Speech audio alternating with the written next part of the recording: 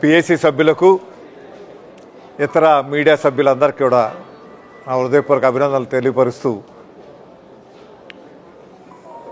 ఈరోజు ఇటువంటి వాతావరణంలో ఒక సంవత్సరం కాలం కూటమి ప్రభుత్వం వచ్చాక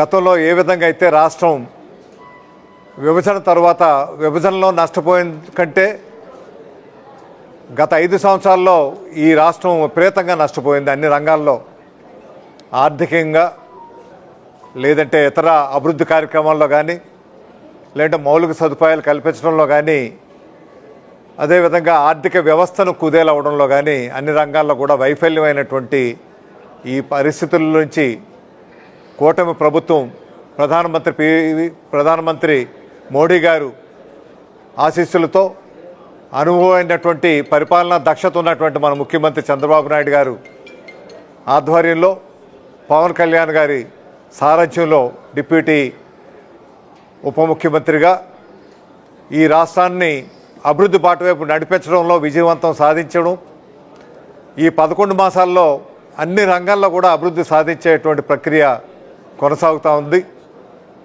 అది పెన్షన్ల పంపిణీ అవనివ్వండి, లేదంటే ఉచిత గ్యాస్ సిలిండర్లు అవనివ్వండి, అదేవిధంగా ఫీజు రియంబర్స్మెంటు అవనివ్వండి, తల్లికి వందనం, అన్నదాత సుఖీభవ కార్యక్రమం అవనివ్వండి. అన్నిటికంటే ముఖ్యం, గతంలో గ్రామీణ ప్రాంతానికి సంబంధించి పట్టణ ప్రాంతానికి సంబంధించి అయినా ఎటువంటి అభివృద్ధి కార్యక్రమాలు కూడా జరగలేదు. అటువంటిది పవన్ కళ్యాణ్ గారు గ్రామీణ అభివృద్ధి శాఖను తీసుకొని ఈ రాష్ట్రంలో ఉన్నటువంటి 14,000 పైచీలుకున్నటువంటి గ్రామాలు మళ్ళీ గ్రామ స్వరాజ్యం వచ్చే విధంగా మహాత్మా గాంధీ కళ్ళకన్నటువంటి గ్రామ స్వరాజ్యం మళ్ళీ తీసుకురావాలని, గ్రామాల్ని పరిపుష్టత అయినటువంటి రాజ్యాంగబద్ధమైనటువంటి అధికారాలు కల్పించాలని కేంద్రం నుంచి వచ్చినటువంటి నిధులు నేరుగా పంచాయతీలకు ఇచ్చి ప్రతి పంచాయతీలో కూడా అభివృద్ధి కార్యక్రమాలు ఈరోజు జరుగుతూ ఉన్నాయి.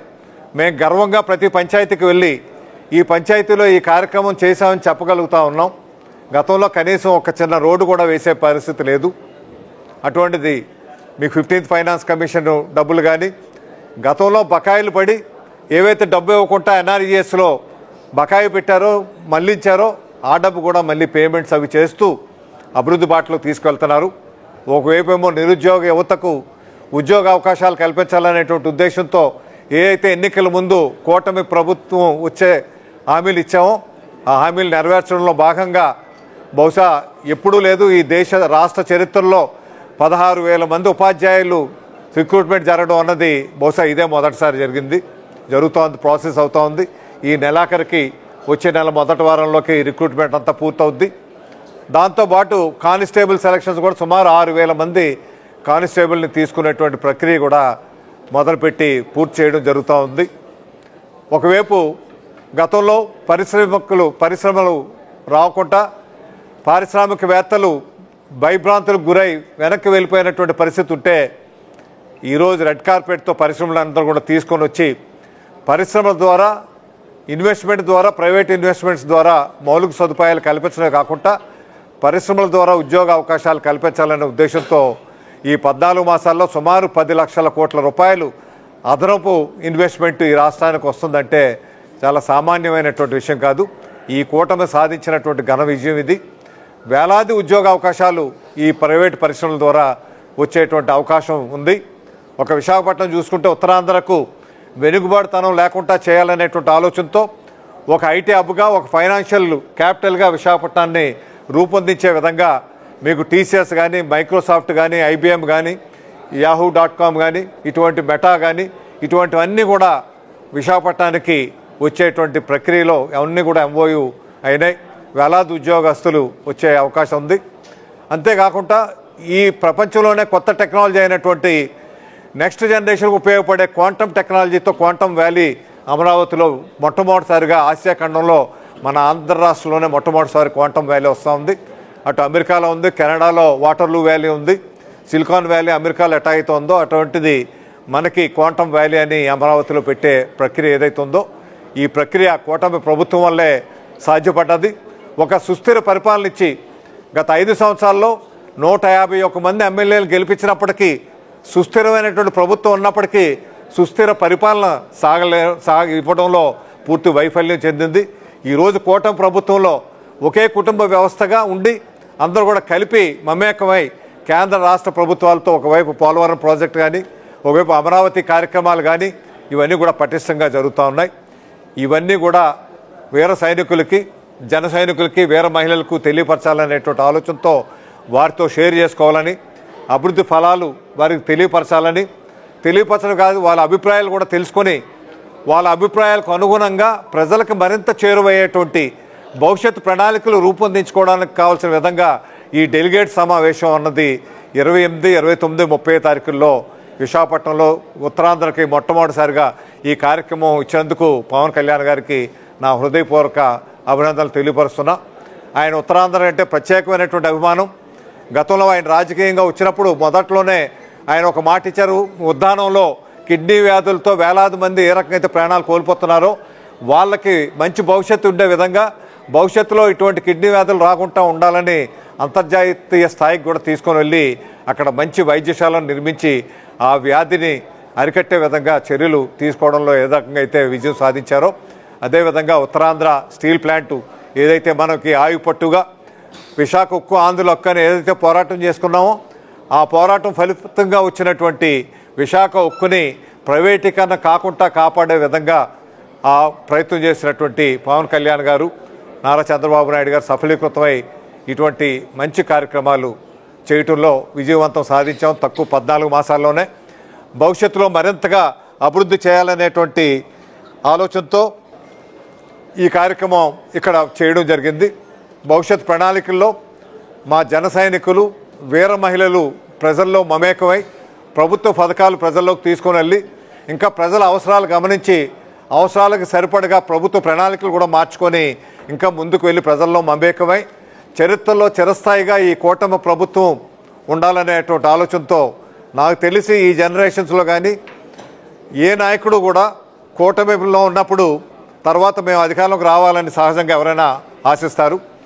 కానీ మా నాయకుడు గొప్పతనం ఏంటంటే చంద్రబాబు నాయుడు గారే పరిపాలన దక్షత ఉన్నటువంటి ముఖ్యమంత్రి కాబట్టి ఆయన కనీసం 10-15 సంవత్సరాలైన ముఖ్యమంత్రిగా కొనసాగాలన్నట్టే ఒక సుస్థిర పరిపాలన ఇవ్వాలనేటువంటి ఆలోచనతోనే వారు అటువంటి నిర్ణయం తీసుకొని తను త్యాగం చేసి మంచి సుస్థిర పరిపాలనతో ఈ రాష్ట్రాన్ని అభివృద్ధి పరచాలనేటువంటి ఏకైక లక్ష్యంతో గత 5 సంవత్సరాలు ఏవైతే నష్టపోయామో ఈ రాష్ట్రంలో ఆ నష్టాన్ని అంతా పూడ్చి మన యువతకు ఉద్యోగ అవకాశాలు కలగాలనేటువంటి ఆలోచనతో పరిశ్రమలు రావాలి, మౌలిక సదుపాయాలు పెరగాలి, ఇక్కడ ఉన్నటువంటి ఇరిగేషన్ ప్రాజెక్ట్స్ అన్నీ కూడా పూర్తి చేయాలని ఇటువంటి బృహత్తర కార్యక్రమాలతో మన విశాఖ జిల్లాలోనే అచ్యుతాపురంలో గ్రీన్ హైడ్రోజన్ ఎన్టీపీసీ సుమారు 1,60,000 కోట్ల రూపాయల్లో 2 దశల్లో ఆ కార్యక్రమం వస్తుంది. మొదటి దశ ఈ ఏడాది మొదలవుద్ది. మొదటి దశలోనే 20,000 ఉద్యోగాలు అక్కడ వచ్చే అవకాశం ఉంది. అదేవిధంగా నక్కపల్లి దగ్గర ఆర్సెలర్ మిట్టల్ అనేటువంటి ఒక ఐరన్ పరిశ్రమ కూడా వచ్చే కార్యక్రమం ఎంఓఏ కూడా అయింది. అది సుమారు 2 దశల్లో అది కూడా 1,50,000 కోట్ల రూపాయలు పెట్టుబడి. అదేవిధంగా ఫార్మా సెజ్ అని సుమారు 11,000 కోట్ల రూపాయలతో ఫార్మా సెజ్ మనకి నక్కపల్లిలో కూడా కేంద్ర ప్రభుత్వం ద్వారా వచ్చే కార్యక్రమం జరుగుతోంది. ఇటువంటి మంచి కార్యక్రమాలు మరింతగా ముందుకు చేసుకొని ప్రజలకు చేరువై ప్రజలకి ఒక అద్భుతమైనటువంటి పరిపాలన అందించాలనేటువంటి ఆలోచనతోనే ఈ 3 రోజుల డెలిగేట్స్ సదస్సు పెట్టడం జరిగింది. ఈ సదస్సును విజయవంతం చేయాల్సిందిగా ముఖ్యంగా మీడియా మిత్రులు మీ అందరిని కోరుతూ మీరు గతంలో ఏ రకంగా అయితే ఈ జనసేన ప్రయాణానికి మీరు అన్ని రకాలుగా అండదండగా ఉండి వారికి ప్రోత్సహించారో ఇప్పుడు కూడా మీ ప్రోత్సాహం మాకు అవసరం తెలియపరుస్తూ మీ ద్వారా ప్రజలకి వెళ్ళాలి, పవన్ కళ్యాణ్ గారి సందేశం వెళ్ళాలనేటువంటి ఆలోచనతోనే ఈరోజు ఈ కార్యక్రమాలను ఏర్పాటు చేయడం జరిగింది. 30వ తేదీన శానతో శానాని అనేటువంటి ఒక మహోత్తరమైనటువంటి కార్యక్రమం జనసేన పార్టీ చేపట్టింది. మా పార్టీ అధ్యక్షులు శ్రీ పవన్ కళ్యాణ్ గారు సుదీర్ఘమైన ప్రయాణంలో ఇదొక మైలురాయిగా ఆ రోజు మారబోతుంది.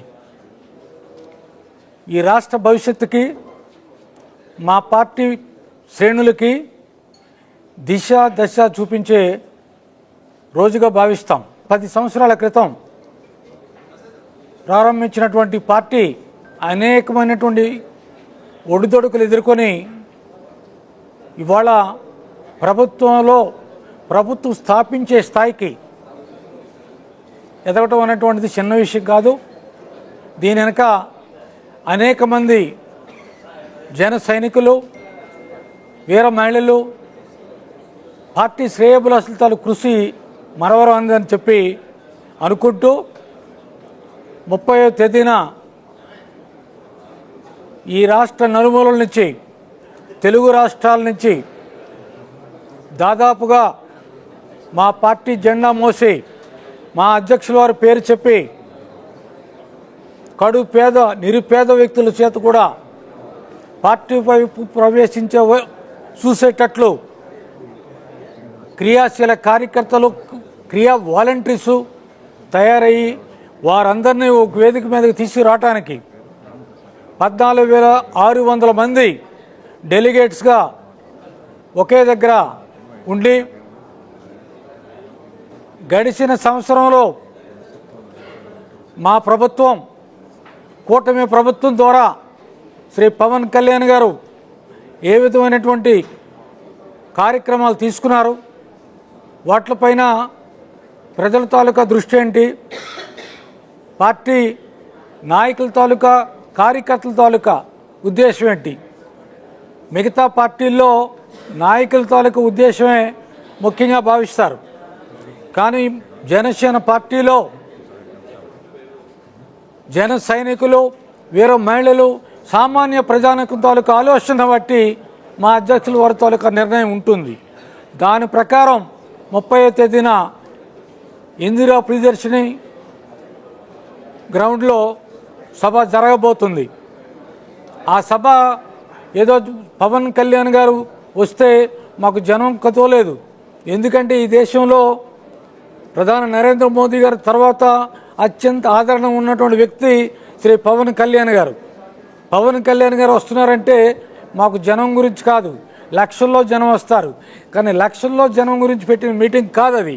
కేవలం డెలిగేట్స్ను పిలిచి ఎంపిక చేసినటువంటి మనుషుల చెంద ఎంపిక చేసినటువంటి మా పార్టీ కార్యకర్తల ద్వారా వారి సమాచారాన్ని తీసుకోవడం, తద్వారా భవిష్యత్తుకి ఏ విధంగా ప్రయాణం చేయాలి, పార్టీ ఇంకా ఏ విధంగా దేశ నలువైపులా లేకపోతే ఈ రాష్ట్రంలో, తెలుగు రాష్ట్రాల్లో ఏ విధంగా పటిష్టంగా కావాలనే దాని మీద ప్రయత్నం జరుగుతూ ఉంది. అందుకు మా అధ్యక్షులు వారు ఈ నెల 28, 29, 30 తేదీల్లో విశాఖపట్నంలో ఉండబోతున్నారు. 28వ తేదీన ఉదయం మాకున్నటువంటి శాసనసభ్యులు, గౌరవ పార్లమెంటు సభ్యులు, గౌరవ శాసనమండలి సభ్యులతో పొద్దుట ఫస్ట్ సెషన్ స్టార్ట్ అవుతుంది. ఉదయం 9 నుంచి మేబీ 1 గంట అవ్వచ్చు అట్లా.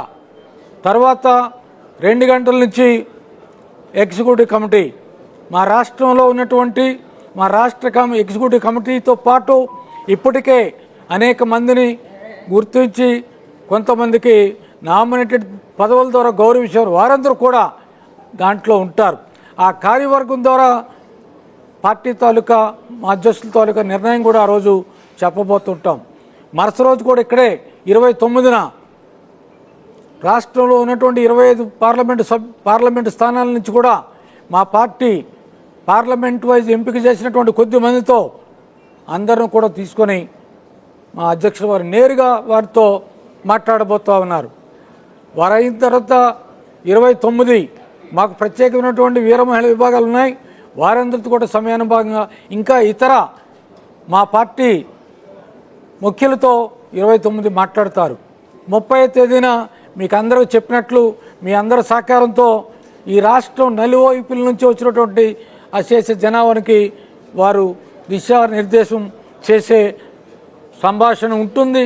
ఆ మీటింగ్ కూడా 1 గంట నుంచి ప్రారంభం అవుద్ది. మా అధ్యక్షుల వారు దాదాపు వారు కూడా 4-5 గంటల నుంచి ఉంటారు. వారి స్పీచ్ కూడా 6 గంటలకి స్టార్ట్ అయిపోతుంది. అది ప్రధానమైనటువంటి భూమిక. ఇప్పటికే రాష్ట్రం నలువైపుల నుంచి విశాఖ వైపు చూస్తూ ఉన్నారు. విశాఖ వైపు చూస్తున్నారు కాబట్టి దానికి తగ్గట్టు మేము అనేక కమిటీలు వేసుకున్నాం. ఆ కమిటీల ద్వారా రాష్ట్ర నలుమూల నుంచి వచ్చినటువంటి వారికి ఏ ఇబ్బంది లేకుండా ఉండేటట్టు ఏర్పాట్లు పూర్తయినాయి. నిన్నటి నుంచే మాకు ఏదైతే మైదానం ఉందో ఇందిరా ప్రియదర్శిని ఆ గ్రౌండ్లో జర్మనీ ఇంగ్లీష్ ద్వారా వేసే అత్యాధునికమైనటువంటి షెడ్లు అవి నిర్మాణానికి నిన్నటి నుంచే ప్రారంభమైంది. నగరంలో సుందరీకరణ అంటే మీరు సుందరీకరణ బదులు మా జెండాలతో అలంకరణ, జనసేన పార్టీ పూర్తి ఉత్సాహంతో నిండు మనసుతో మన జన సైనికులకు ఉత్సాహంతో పని మొదలుపెట్టారు. అనుకోకుండా భగవంతుడి దయ వల్ల వర్షం వస్తున్నా మేము వర్షాన్ని లెక్క చేయకుండా మా వాళ్ళు మొదలుపెట్టారు. కార్యక్రమాలు సజావుగా జరుగుతున్నాయి. మీరందరి ద్వారా విజ్ఞప్తి చేస్తున్నాం, మీరు పూర్తి స్థాయిలో మా ఈ కార్యక్రమాన్ని 3 రోజులు జరుగుతున్నటువంటి జనసేన పార్టీ కార్యక్రమాన్ని విజయవంతం చేయడానికి మీరు సహకరిస్తారని మిమ్మల్ని అందరికీ విజ్ఞప్తి చేస్తూ ఇవాళ మిమ్మల్ని అందరూ ఆహ్వానించాం. సేనతో సేనాని ఈ కార్యక్రమం కళ్యాణ్ గారు దేనికోసం అంటే గత సంవత్సరంన్నర కాలంగా ప్రభుత్వం మీద ఏదైతే వైసీపీ గవర్నమెంట్ ఉందో వైసీపీ గవర్నమెంట్ 5 సంవత్సరాలుగా తన దుశ్చర్యలు ప్రజలు కనీసం కంటి నిండా నిద్రపోనీయకుండా ఎలాంటి పరిపాలన చేశారో చూసాం. ఇప్పటో సమసాక్షిగా ఓటు చేయలేనివ్వను అని మాటిచ్చే ప్రజలకి కళ్యాణ్ గారు కూటమి ప్రభుత్వం ఏర్పడడానికి ఎంతో కృషి చేసి కూటమి ప్రభుత్వం ఏర్పడము, అంతేకాకుండా ప్రభుత్వం ఏర్పడిన తర్వాత సంక్షేమాలు ప్రజలకు అందించాలి, మంచి పరిపాలన అందించాలన్న ధ్యేయంతో గత సంవత్సర కాలంగా కేవలం ప్రభుత్వం మీద దృష్టి పెట్టి ప్రజలకు ఎంతో సంక్షేమం అందిస్తున్నారు. ఇటువంటి తరుణంలో ఓడిపోయినా కూడా అంటే 2019లో పార్టీ ఓడిపోయినా కూడా మేమున్నాము అని అంటూ భుజాన మోసింది జన సైనికులు, వీర మహిళలు, కార్యకర్తలు. అటువంటి కార్యకర్తలకు ఉత్సాహం నింపడానికి పార్టీని ఇంకా బలోపేతం చేసుకోవడానికి ఈ నెల 30వ తారీఖున కళ్యాణ్ గారు దేశం మొత్తంలో ఎక్కడా లేనట్టుగా రాజకీయ పార్టీలో మొట్టమొదటిసారిగా ఇన్సూరెన్స్ పెట్టింది, క్రియాశీలక సభ్యత్వం పెట్టింది పవన్ కళ్యాణ్ గారు మాత్రమే. అటువంటి కార్యకర్తలు అంటే క్రియాశీలక సభ్యత్వం చేసిన వాలంటీర్లు 14,000 మందిని ఎంపిక చేసి వాళ్ళతో ఈ సభను ఏర్పాటు చేస్తున్నారు. ప్రతి ఒక్కళ్ళు ప్రత్యేకించి వీర మహిళా విభాగం తరఫున మహిళలకు ఎప్పుడు జనసేన పార్టీ పెద్దపీట వేస్తుంది. వీర మహిళలు, జన సైనికులు ఎవరైతే మీకు ఆహ్వానం అందిందో ప్రతి ఒక్కళ్ళు ఖచ్చితంగా ఈ 28, 30వ తారీఖుల్లో ఇక్కడికి రావాల్సిందిగా వీర మహిళా విభాగం తరఫున కోరుకుంటున్నాం. ఈ నెల 30వ తారీఖున జరగబోయేటువంటి సేనాతో సేనాని అనేటువంటి కార్యక్రమాన్ని నిర్వహించుకోబోతా ఉన్నాం.